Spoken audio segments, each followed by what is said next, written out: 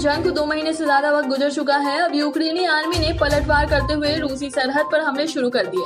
Britain के मंत्री James happy ने यूक्रेन की इस कार्रवाई का समर्थन किया, जिससे बौखलाकर रूस ने धमकी दी है कि अगर ब्रिटेन ने यूक्रेन को रूस पर हमले के लिए उकसाया तो उसे भी माकूल जवाब दिया जाएगा।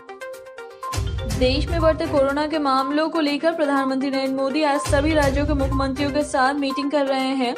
इस दौरान पीएम ने वैक्सीनेशन और सावधानियों पर चर्चा की। इस बीच देश में पेट्रोल डीजल की बढ़ती कीमतों पर भी बात की।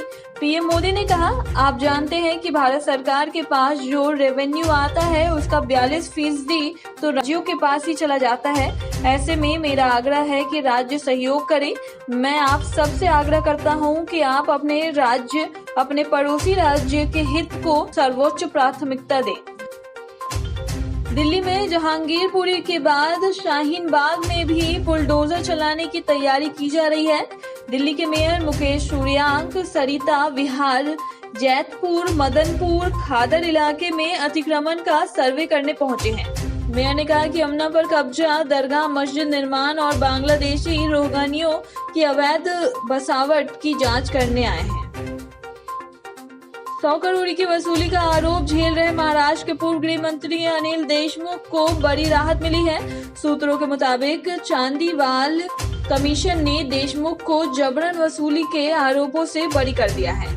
रिपोर्ट में मुंबई के पूर्व पुलिस कमिश्नर परमबीर सिंह के आरोपों को झूठा और बेबुनियाद बताया गया है।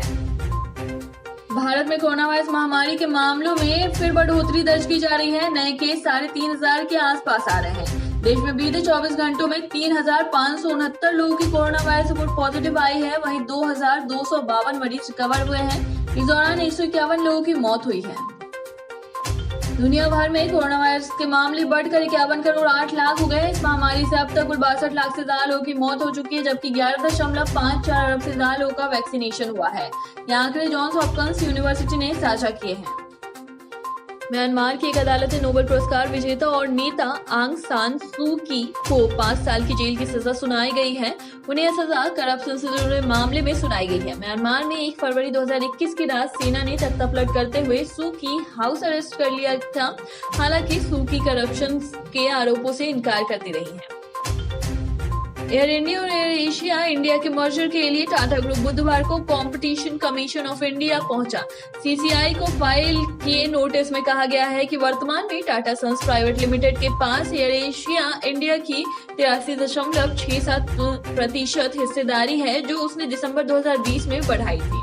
अब इस महीने के अंत तक Malaysia airline group air Asia Berhad से बची हुई 16% हिस्सेदारी का अधिग्रहण भी पूरा होने की संभावना है।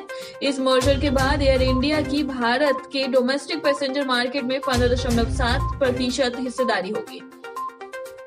शादियों के सीजन में भारी मांग के बावजूद बुधवार को सोने और चांदी की कीमतों में गिरावट आई। मल्टी कमोडिटी एक्सचेंज सोना अभी 51,000 रुपए के आसपास बिक रहा है, जबकि चांदी का भाव 65,000 रुपए से नीचे उतर गया है।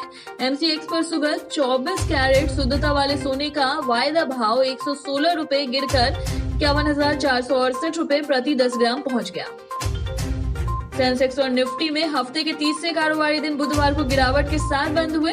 सेंसेक्स 537.22 या 0.94% की गिरावट के साथ 96,819.39 पर, वहीं निफ्टी 162.40 अंक फिसल कर 17,038.40 पर बंद हुआ। सेंसेक्स में रिलायंस, कोटक बैंक और एचडीएफसी के शेयर में बढ़त रही।